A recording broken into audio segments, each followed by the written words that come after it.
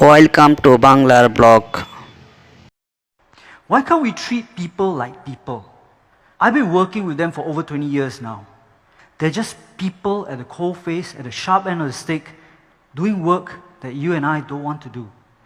There are 5.6 million people living in Singapore, and out of them, 1.2 million are actually foreign workers, excluding domestic helpers. 1.2. Where are they? Do you see them at the fast food outlets, the coffee joints? You see, they earn about $14, $15 a day. And to do that, they have to take a loan of about $6,000 to $7,000 to pay an agent to come here and work. To pay off that loan, you need to work for 1.5 to 2 years. And that's, hopefully, you get to work every day. So they save what they can. And that means they cook their own food, if they can. There's some dormitories, they will not allow you or them to cook food. So what they do is, they will cook the food, and they will dump the food at the roadside. The workers will come and collect it at about 3:30 in the morning. Some workers come out earlier, and they help to put the food on structures so that the dogs, the cats, and the rats don't get to it. What they've taught me is frugality.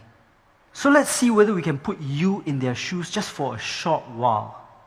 Every day, you have to wake up at 4 o'clock in the morning to prepare your meal, breakfast and lunch, and then be downstairs by about 5:30. You're late, you get cut a salary. Lorry comes, drive you and deposit you at the work site. This is by maybe 6:30. And you have to wait there because the gates are not open yet. At 7:30, the gates finally open. And you're not paid for this time. You rush in to punch your card. And if you're late, again, cut. Then you do your work. Until lunch, now you get to sit on a pavement and eat. Your work continues until about 8, 9. They send you back. You take a shower at 10 o'clock, a quick shower, because there's over 1,000 people waiting for you. You might not have time to wash your uniforms. The hard part is, when you're trying to work, someone comes up to you and says, "Hey, you stupid, I cut your salary." Because there are times that you don't know how to work, that you don't know certain things. Then when you take public transport, total stranger will cover their nose or walk away and pull their kids away. And you can't say anything. All these workers are very afraid of losing their jobs, so they keep quiet. See, it takes a lot for them to do what they do for 2 years.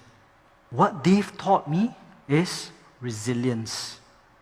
They might not see their kids' first smile, first words, or first time that they walk. And some of them don't see when their parents pass away. And as a man, you take it, you keep it, because you don't want to worry your family. Just like some of you go for NS or your studies, when parents ask you, "How is everything?" you lie, because you don't want someone else to worry. A long time ago, I had a project called Robertson Walk, and I had 2 workers, Anthony and Raja. So they came to me one day and said, "Boss, can we use the show flat?" I said, "Okay, sure." So on a Saturday night, for the first time in my life, I saw them clean. Best suit, even comb their hair. And they had this old camera where you put the film inside and turn. Raja would pretend to cook in the kitchen. Anthony would take pictures. And then they'll swap. Then they'll sit on the couch and watch the fake TV. And then they'll swap. And I asked them, "Why are you going through all this?" Then they said, "So we can send the photos to our mothers so that they won't be worried."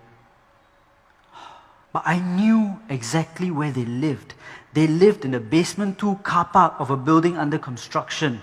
180 workers in a car park with plywood walls, dirt and mud on the floor.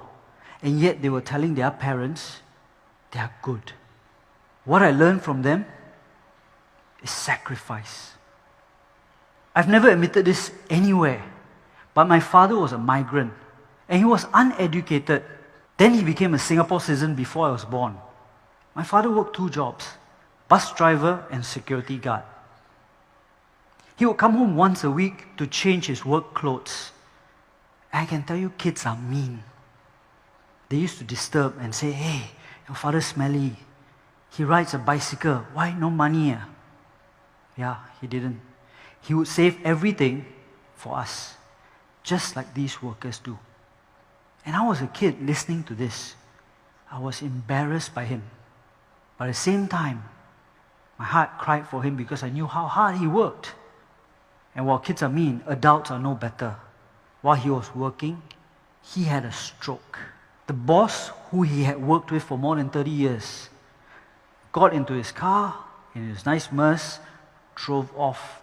I can tell you, it is very hard to miss a human body. The only reason he survived was there was a group of workers who rushed over and said, "Uncle, are you okay?" And they called for an ambulance and they stayed with him.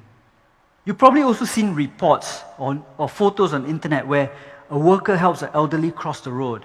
Then there was one, not too long ago, where a toddler was dangling from the 3rd floor balcony. And everybody was busy taking photos. And these 2 workers came out of nowhere, climbed the outside of the building, saved the toddler, came back down on the outside,